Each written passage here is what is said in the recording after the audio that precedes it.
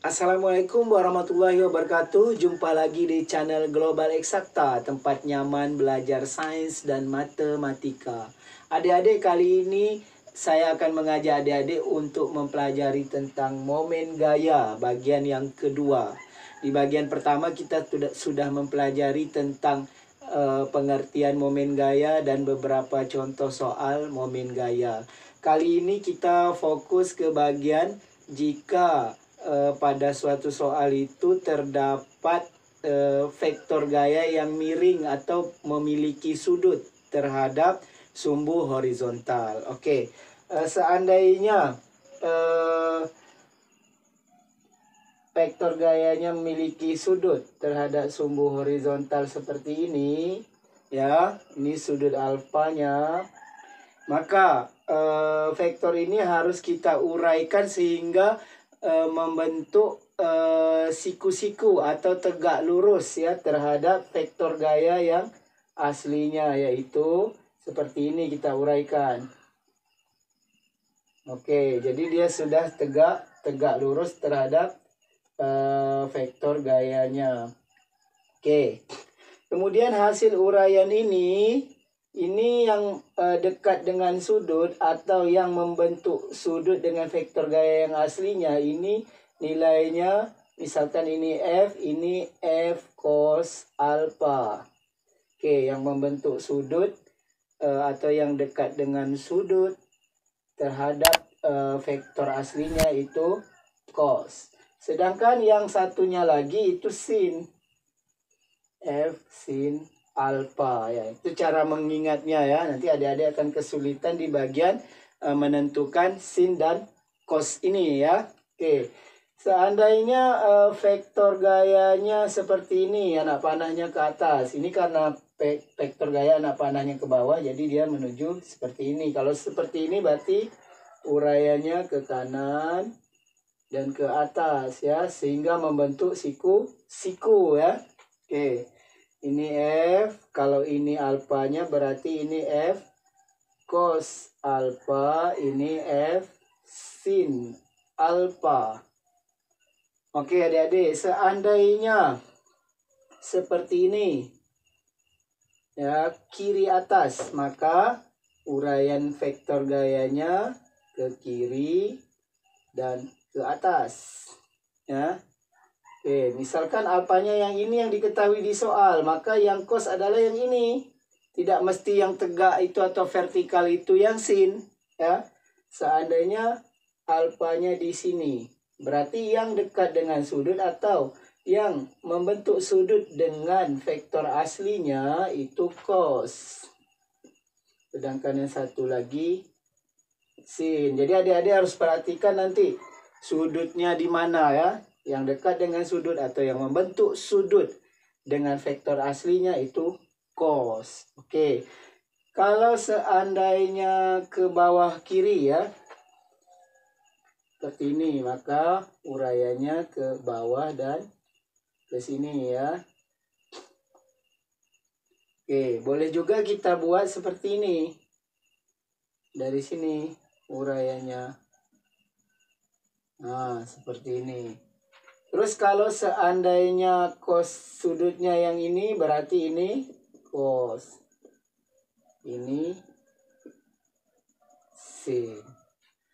Oke, jadi adik-adik untuk menentukan sin dan cosnya, adik-adik harus perhatikan letak uraian vektornya terhadap vektor yang asli. Jika uraian vektornya mendekat dengan sudut atau membentuk sudut dengan vektor aslinya, maka dia cos ya. Ini kenapa ini sin, karena dia tidak membentuk sudut alfa dengan vektor yang aslinya, maka dia sin. Yang ini cos, yang dekat dengan sudut. Ini karena sudutnya di sini tadi ya, karena sudutnya dekat ke yang vertikal, maka yang vertikal yang cos. Adik-adik mengerjakan soal momen gaya, adik-adik harus tahu dulu nilai sinus dan kosinus sudut-sudut istimewa. Karena ini materi kelas 11, maka nilai sinus dan kosinus ini tidak asing lagi bagi adik-adik karena nilai sinus dan kosinus ini sudah dipelajari di kelas 10 mata pelajaran matematika. Oke adik-adik, ini adalah nilai sinus dan kosinus sudut-sudut istimewa untuk 0 sampai 90. Ini untuk mencari sudut di atas 90 bisa kita gunakan ilmu matematikanya. Oke, untuk tambahannya itu sudut 37 dan 53. Untuk mengingatnya sin 37 0,6, cos 37 0,8, sedangkan 53 kebalikannya, sinnya yang 0,8, cosnya yang 0,6. Oke adik-adik, kita langsung lihat contoh soalnya. Diketahui soal seperti gambar berikut, F1 10 Newton, F2 50 membentuk sudut 30 derajat terhadap horizontal, F3 20, F4 60 Newton membentuk sudut 37 derajat terhadap horizontal. Oke, pertanyaannya tentukan momen gaya di titik A. Oke adik-adik, langkah pertamanya adik-adik harus uraikan dulu vektor yang miring ini. Seperti yang tadi, yaitu satu ke bawah, satu ke sini. Ya, jadi ini ada dua vektor yang membentuk sudut siku-siku. Yang dekat dengan sudut ini, ya, yang membentuk sudut terhadap vektor yang aslinya, maka yang ini bernilai cos, yaitu F2 cos 30 derajat. Sedangkan yang satunya lagi yang tegak ini F2 sin 30 derajat. Kemudian ini ada satu lagi vektor gaya yang bersudut terhadap horizontal. Ini kita uraikan berarti seperti ini, ya, dan seperti ini. Oke, yang dekat dengan sudut ini, ya, berarti ini cos F4 cos 37 derajat. Sedangkan yang ini F4 sin 37 derajat. Oke adik-adik, kemudian kita tentukan nilai momen gaya di A.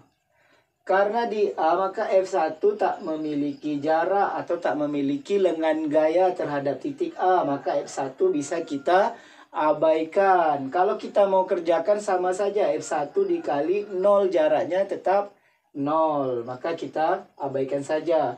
Kemudian F2, untuk F2 kan ada dua nih, F2 cos yang tegak, F2 sin. F2 cos dia berada di sumbu ini.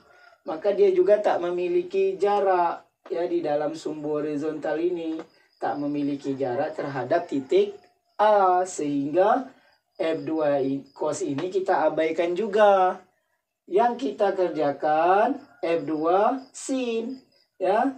Jadi untuk gampangnya adik-adik lihat yang tegak lurus terhadap bidang. Ya, ini tegak lurus terhadap bidang. Maka F2 sin yang kita pakai, ya. Oke, F2 sin ini berarti anak panahnya ke bawah, kita putar ke A, berarti searah jarum jam. Searah berarti positif. F2 sin 30 derajat dikali jaraknya. Misalnya di sini 2 meter.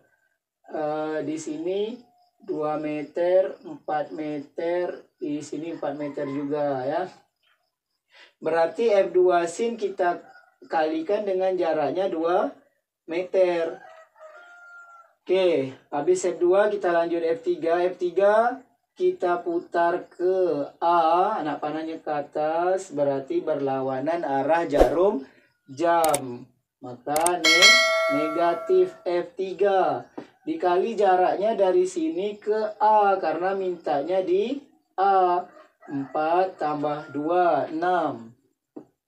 Oke, kita lanjutkan F4.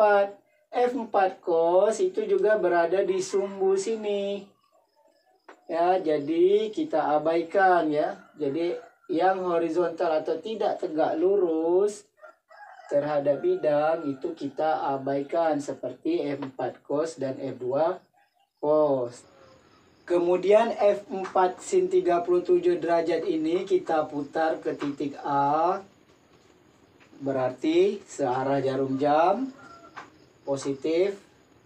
F4 sin 37 derajat dikali, ya, 37 derajat dikali 4 tambah 4 tambah 2, 10.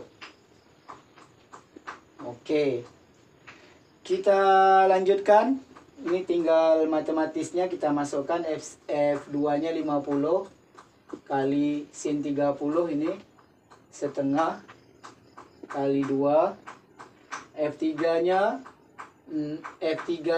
20 kali 6. F4-nya 60 sin 37 0,6 kali 10.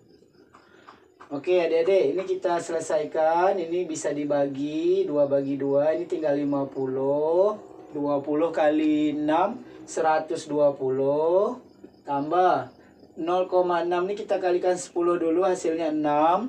6 dikali 60 360. Ini kita tambahkan yang positif dulu. 50 tambah 360 hasilnya 410 positif kurang 120. Oke, 410 dikurang 120 290. Jadi hasilnya momen gaya di A 290 Newton meter searah jarum jam. Kenapa searah jarum jam? Karena hasilnya positif. Jadi adik-adik soal ini hasilnya momen gaya di A 290 Newton meter searah jarum jam. Oke adik-adik, demikian video hari ini. Nanti video berikutnya kita akan lihat bagaimana pengaruh jika gaya-gaya ini berada di sebuah papan atau balok yang memiliki massa. Jadi apa pengaruh massanya? Tunggu saja di video berikutnya. Adik-adik, terima kasih atas perhatian. Jangan lupa like, share, dan subscribe channel ini.